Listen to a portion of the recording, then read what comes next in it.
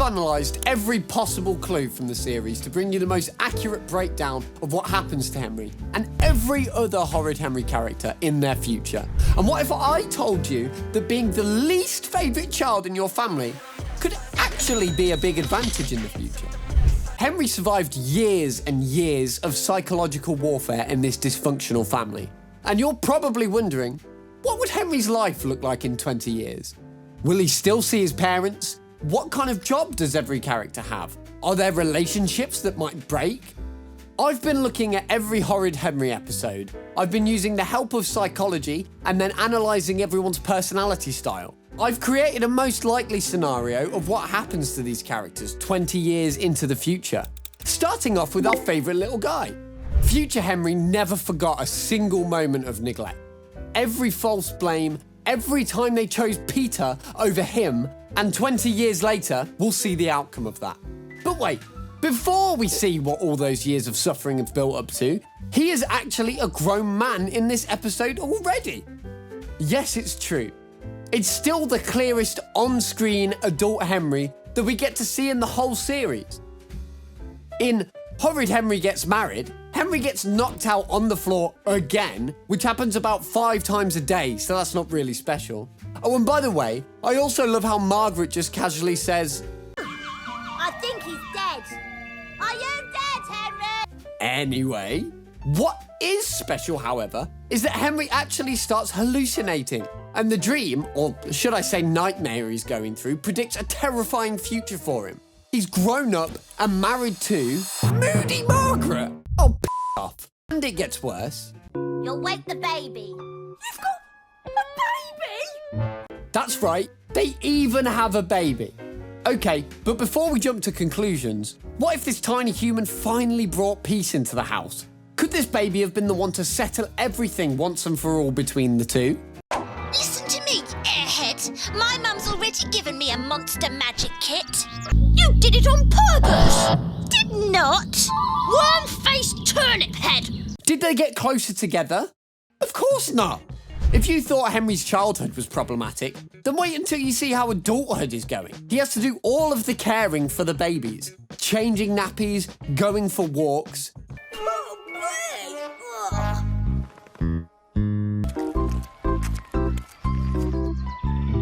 And Margaret, I hope she would have changed, but nope. She's on the couch eating snacks, watching telly, delegating and shouting at our poor Henry. This girl, or woman, I must say now, is treating Henry like a dog. And what? Boy, sit, Henry. How about it? There's no way. She actually named their dog Henry. What kind of demon does that? Luckily, Henry eventually wakes up from this nightmare and realises it was all a dream. Henry! Henry! It's okay. None of it happened. But then what does Henry's actual future look like? Well, in the series, we see a clear pattern in the behaviour of Henry. Henry's story isn't just about mischief. It's about a pattern of being dismissed and punished unfairly. He's locked away on Halloween. Go to your room and stay there. There'll be no trick-or-treating for you tonight. Is ignored when he tells them that Margaret kidnapped the cat, Fluffy. I've never heard such rubbish. We can't just go and accuse our neighbours of stealing. But it's true. Cheered at by Mum when a clown makes him disappear. I shall now attempt to make this clever little boy disappear. Bravo! And shushed when he tries to warn his mother that a baby is stealing her phone and crawling out of the church. Mum! Shh!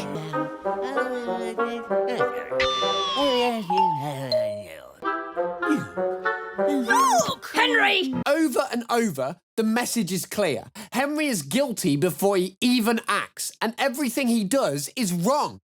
And when a kid grows up under that weight, it shapes the person he becomes. Studies from the Journal of Family Psychology back this up. Scapegoated kids grow up with higher rates of self-esteem issues and defiance towards authority. Henry's childhood taught him one painful lesson. The world will blame you no matter what. But that can turn into a kind of resilience. But Henry's future is positive. In work life, he's likely to grow into someone who doesn't crumble under pressure. After all, he's been under scrutiny since day one. That defiance against unfair treatment can fuel creativity, entrepreneurship, or even leadership in spaces where he can finally call the shots. In private life, the hunger for recognition might make him deeply loyal to the people who do see him for who he is. He knows what it feels like to be ignored. So when he builds friendships or relationships, he'll value honesty and acceptance above all. And while he may carry the scars of being guilty before proven innocent, those scars can also sharpen his sense of justice. Henry could become the type of adult who refuses to let others be written off the way that he was. And that might be his real redemption arc. Moody Margaret, or should I say Margaret Millicent Medita Smith's future, looks way less promising. That was difficult. What kind of name is that? Because let's say being mean was an understatement for this escape from an institutional girl's childhood. I'm the guest, so you'd better be polite. Ah!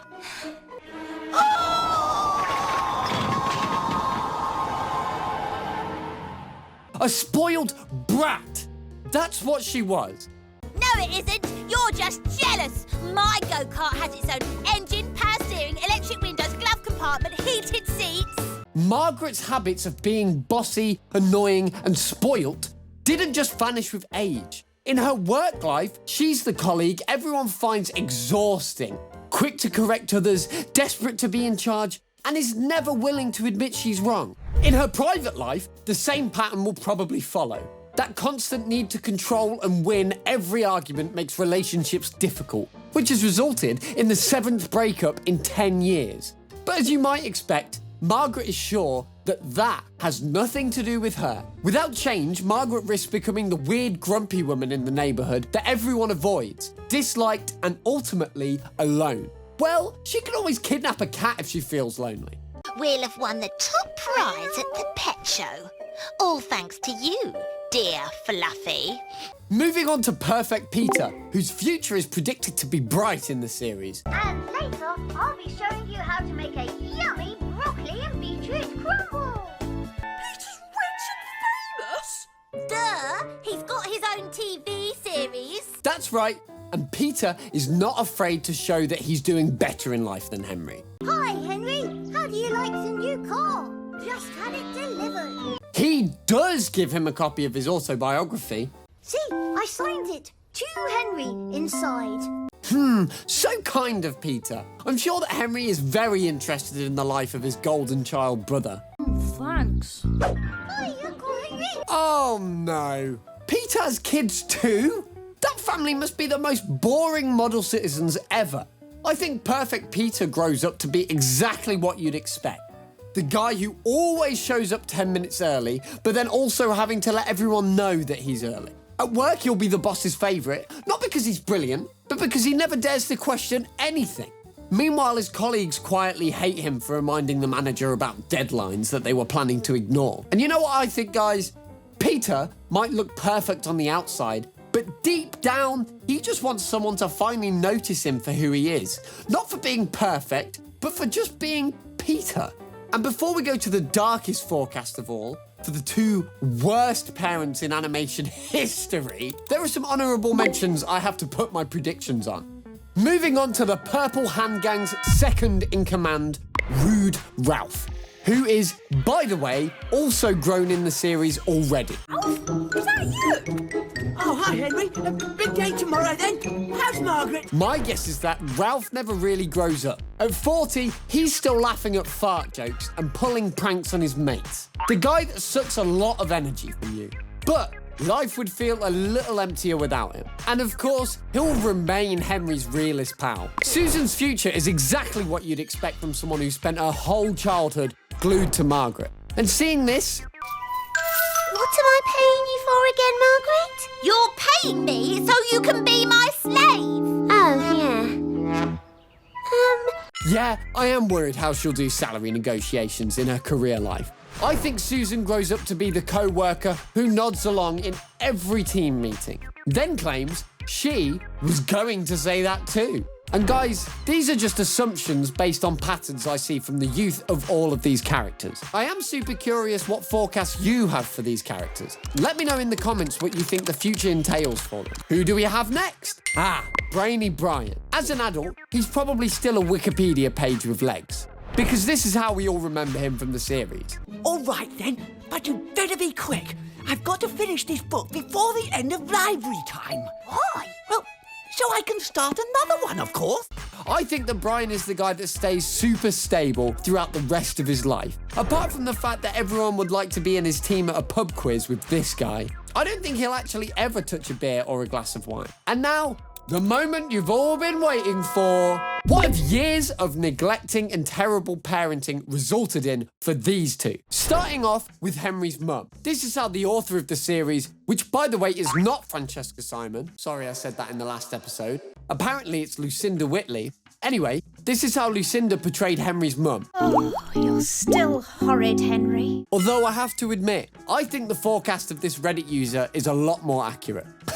Okay, the heroine part I'm not entirely sure about. I'm really curious where he/she found that piece of information. But the rest, it honestly just seems like the only possible outcome for me. Or do I need to remind you how she treated Henry back in the day? 3 whole days without Henry. Morning, Henry. Morning! Don't be horrid, Henry. Oh, how about these classics? But, Mum, there's a demon dinner lady at school, and she's taking all our treats. Oh, that's nice. Night-night. Oh, you probably remember this one.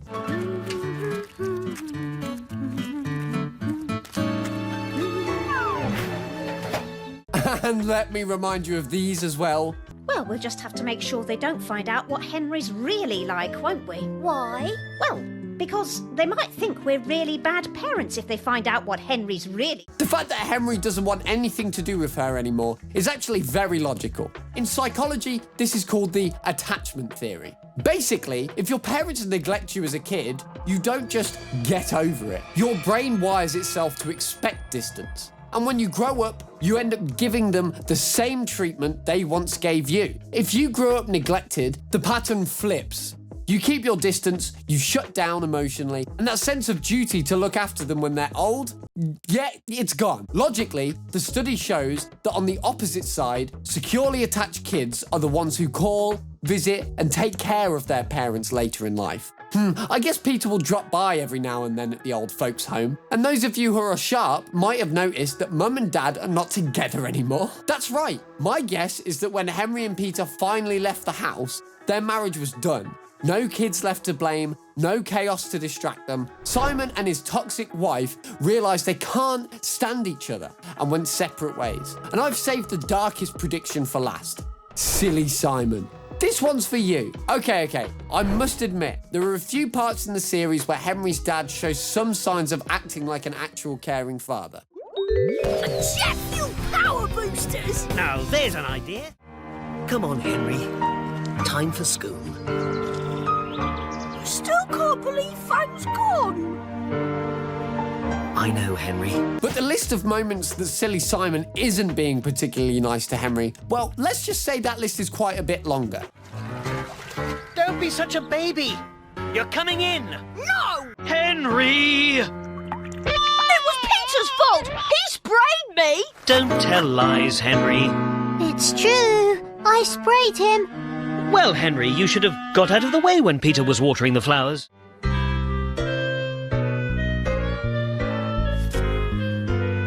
Henry! Henry, you come out of that toilet now, or I'll give all your toys away, and you won't have any pocket money until you're 94 and a half! I still want to believe that he acts like this because of his toxic wife. After all, there are times when he actually gets along with his sons when Mum isn't around. Maybe silly Simon doesn't intervene because there is abuse from Henry's mum towards him. A lot of abusive households also have abuse between the parents. However, before we start to feel sorry for Simon, I will never forget the scene where he blames Henry for a traffic jam. I mean, come on. I can't believe we're in this traffic jam now. This is all your fault, Henry. Did you hear me, Henry? Henry, listen to your father. What's the matter? It's Henry. He's disappeared. What? I think might have left Henry behind. So where else can I possibly see Simon ending up? That's right, in an even worse retirement home. I hope Simon's retirement home is right next to the motorway, so he can spend every afternoon shouting at traffic like it's Henry's fault all over again. And yeah, those were my predictions for what happens to all of these characters in the future. I'm curious what you think. Did I nail it? Am I completely off? I can't be that far off with these though, right? At least some of them. If you haven't already, hit subscribe and I'll see you in the next one. Ta-ra!